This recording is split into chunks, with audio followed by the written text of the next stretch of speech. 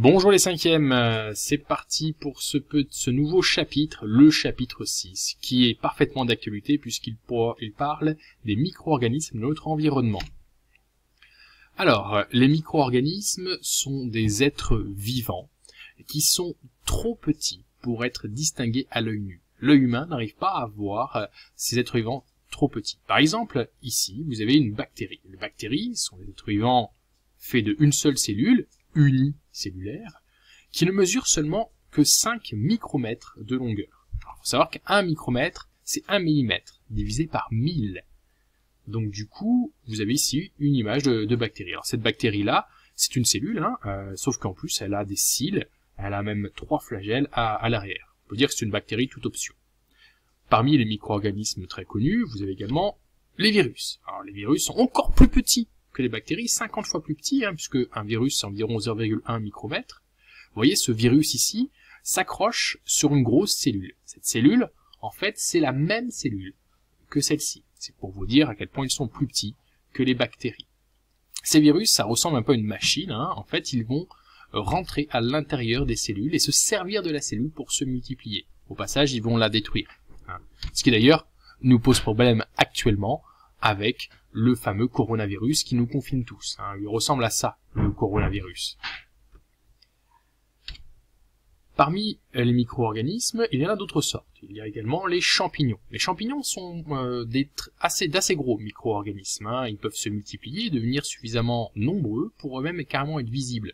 C'est ce qui se passe lorsque notre pain de mie moisit ou la confiture, on dit qu'il y a de la moisissure dessus. En fait, ce sont des champignons, tels que vous les voyez là, des petits filaments.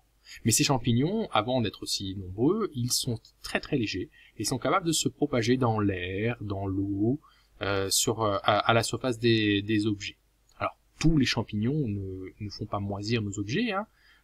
Certains sont même très gentils puisque c'est les champignons qui fabriquent les antibiotiques, naturellement. Voici un acarien. Un acarien est un être vivant pluricellulaire, comme le champignon d'ailleurs, mais il est trop petit pour être visible à l'œil nu, donc il fait partie de ces micro-organismes, qu'on appelle également des microbes dans le langage courant. D'autres types de micro-organismes, il y a ici les algues qui vivent dans l'eau, tout simplement, des algues unicellulaires qui donnent la couleur verte à l'eau, parfois quand les piscines sont mal entretenues, et ça prend une couleur verte. Ce sont des algues dans l'océan également. Vous avez également des amibes qu'on trouve à la surface des feuilles dans les forêts.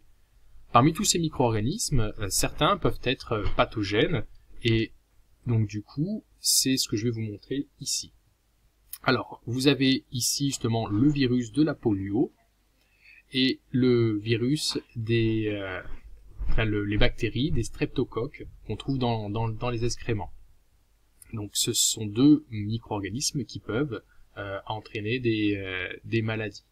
Mais il y en a d'autres, vous voyez, on a ici deux autres exemples, donc je vous le disais tout à l'heure, les champignons et les bactéries. Et ce qui est intéressant, c'est qu'on les a laissés se multiplier suffisamment nombreux dans cette boîte de pétri pour qu'ils soient visibles à l'œil nu. Vous voyez, on voit ici cette moisissure et là des colonies de bactériennes qui se sont multipliées au point d'être suffisamment nombreuses pour être visibles.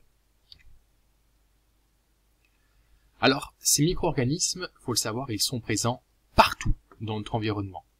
Par exemple, cette pointe d'aiguille, en apparence, à l'œil nu, elle paraît parfaitement propre. Mais quand on la grossit 800 fois, en fait, on se rend compte qu'elle porte de très nombreuses bactéries que vous voyez ici en orange. On s'en serait jamais rendu compte si on n'est pas observé au microscope. C'est bien là, c'est pour ça qu'on vous fait vous laver les mains régulièrement pour tuer et enlever ces bactéries, ces virus que vous avez à la surface de la peau. Alors, voici un tableau, d'ailleurs vous aurez le même à coller presque dans votre cahier, qui récapitule un petit peu la quantité de micro-organismes dans votre environnement. Par exemple, quand vous êtes à l'extérieur, l'air d'un mètre cube, seulement un mètre cube, comporte 10 bactéries et virus. Un mètre cube, pour vous donner un ordre d'idée, c'est à peu près l'air qui est devant vous, que vous inspirez, que vous expirez. C'est-à-dire que vous inspirez des micro-organismes. Dans une salle de classe, comme on est plus nombreux, il y a environ 4000 bactéries et virus par mètre cube. C'est beaucoup plus. La Terre est très riche en micro-organismes. 1 gramme, seulement 1 gramme, c'est 25 milliards de bactéries et virus. L'eau d'un lac, on en a parlé tout à l'heure, peut contenir entre 1 et 10 milliards de bactéries et virus. Une salade non lavée contiendra, elle, des 2 millions par gramme. Les tomates lavées, c'est 500 bactéries virus par centimètre carré. La viande crue contient également des bactéries, avant d'être cuite, 10 millions de bactéries virus par gramme de viande. La peau de la main, intéressant, sur 1 cm carré, c'est-à-dire la taille de ce petit point noir que vous voyez à l'image, il y a 10 000 à 10 millions de micro-organismes sur juste ce petit point. Et il y en a partout, en fait, sur l'ensemble de la main. Tout dépend, le nombre varie selon si vous êtes lavé les mains récemment ou pas. Dans les fosses nasales également, nous avons des micro-organismes en nombre relativement important. Les fosses nasales sont là pour les retenir, justement. Dans le gros intestin, que vous connaissez, on a également de très nombreux micro-organismes. Alors là, c'est en millilitres, des millilitres d'excréments. En fait, on en a 1 à 100 milliards de micro-organismes. C'est énorme, énorme.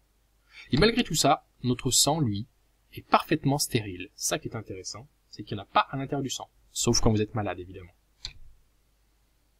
Alors, je vous le disais, autour de nous, sur notre corps, on en a plusieurs. Dans les fosses nasales, voici à quoi ils peuvent ressembler.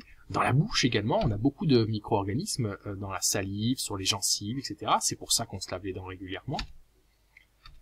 Sur la peau, on en a beaucoup, sur l'ensemble de la peau, surtout sur les mains, mais partout sur le corps. Ces micro-organismes, ceux qui vont générer des odeurs de transpiration qui se mélangent à l'eau. Mais ces micro-organismes sont aussi des amis. Ils vont nous aider à nous défendre contre de mauvais micro-organismes. Ils vont se faire la guerre entre eux. Et finalement, ils nous aident plus qu'ils ne nous embêtent. La grande majorité sont des micro-organismes amis.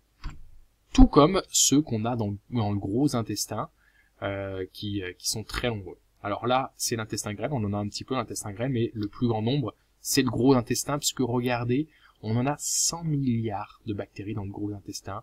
C'est autant que toutes les cellules de notre corps. Bon, elles sont plus petites, Ça fait quand même, pour un adulte, 1,5 kg. C'est énorme. Énorme, 1,5 kg sur la balance, qui ne nous appartiennent pas. Tous ces micro-organismes, l'ensemble, ceux qu'on a sur la peau, dans le tube digestif, etc., on appelle ça le microbiome. Tous ceux qui sont sur notre corps. Donc c'est intéressant de savoir qu'ils sont très nombreux. La plupart nous aident. Un autre exemple de micro-organismes qui peuvent être gentils avec nous, c'est ceux qui transforment le lait en yaourt, comme le lactobacille ou le streptococcus. Cette fois-ci, sont des gentils streptocoques.